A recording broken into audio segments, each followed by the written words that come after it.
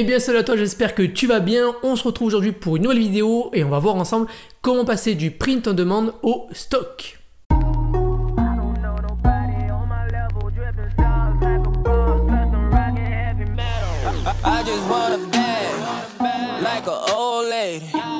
Avant de démarrer cette vidéo, je t'invite encore une fois à rejoindre le Club des créateurs. C'est une newsletter que j'envoie régulièrement à 9 h du matin où je partage donc des astuces, des petites anecdotes, des petits conseils perso tout simplement.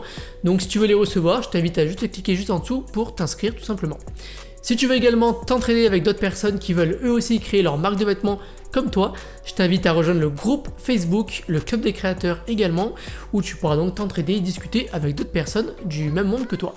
Allez, la première étape pour passer du POD au stock, c'est de s'organiser, prévoir de la place chez soi ou dans un local en fonction de votre volume de vente. C'est évident que si vous faites beaucoup de chiffres d'affaires, n'allez pas organiser juste votre petite chambre pour préparer votre stock. Si vous faites beaucoup de chiffres, vous aurez donc le budget pour investir dans un local ou dans un entrepôt, d'accord ? Ensuite, faites un schéma, faites un plan de votre pièce afin de vous organiser, de voir un petit peu la place que vous aurez besoin pour votre stock ou pour vos machines, votre lieu où vous allez emballer vos colis, voilà, vos packaging, ainsi de suite. Faites un petit plan au crayon à papier, sur une feuille, avec un stylo. Prévoyez un petit peu la place que vous aurez besoin pour faire tout ça, pour préparer vos produits. Donc soit du stock où là, vous n'allez pas les personnaliser vous-même, mais vous allez recevoir vos produits déjà faits, donc là pas de souci, vous avez juste à les emballer. Mais voilà, essayez d'estimer un peu la place que vous aurez besoin et ça se passe dans l'organisation. La deuxième étape pour passer du POD au stock, c'est de comparer. Il est évident que quand on se lance, c'est toujours un plus de pouvoir un peu comparer ce que fait l'un et l'autre et surtout les prix. Si vous souhaitez investir donc dans des meubles et non faire de la récup, allez comparer sur les sites sur internet, allez comparer un petit peu les prix qui se font pour par exemple investir dans un bureau avec 90 cm de hauteur, ce qui va vous permettre de travailler debout, voir un petit peu en termes de prix également pour le rangement de votre stock, donc des étagères, combien ça coûte, comment vous allez disposer tout ça. Donc là aussi c'est une étape à faire, de bien comparer les prix et de chiffrer tout ça, de chiffrer votre budget.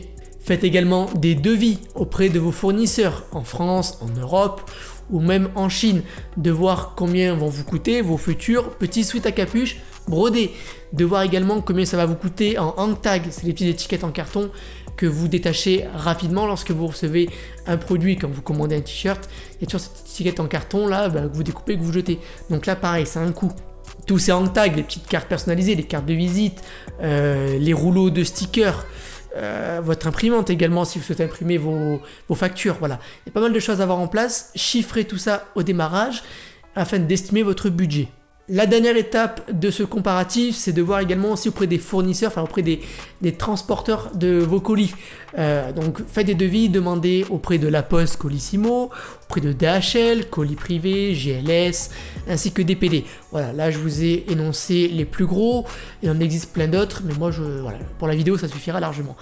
Demandez-leur en fonction de votre volume d'expédition, combien vous expédiez de colis chaque jour, chaque semaine ou bien chaque mois. Et donc demandez-leur un devis afin de savoir combien ça va vous coûter. Combien va vous coûter chaque fois une expédition d'une commande. Donc là aussi, c'est bien de le savoir à l'avance. Troisième étape, la gestion. Donc là, la gestion de votre stock, vous pouvez très bien le faire sans application payante, mais uniquement avec l'espace stock de Shopify. Ça suffit amplement. Moi, ce que je vous conseille, c'est d'avoir une organisation saine. Donc soit vous installez un petit tableau blanc chez vous, ça vous permet de noter les trucs les plus importants que vous ne devez certainement pas oublier pour une commande, voilà par exemple. Ou bien d'avoir un petit calepin pour tenir ses stocks. Et enfin, finir avec un petit Google Sheets, Google Excel si vous préférez, afin de tenir également votre stock à jour dans un tableau, voilà, tout prêt.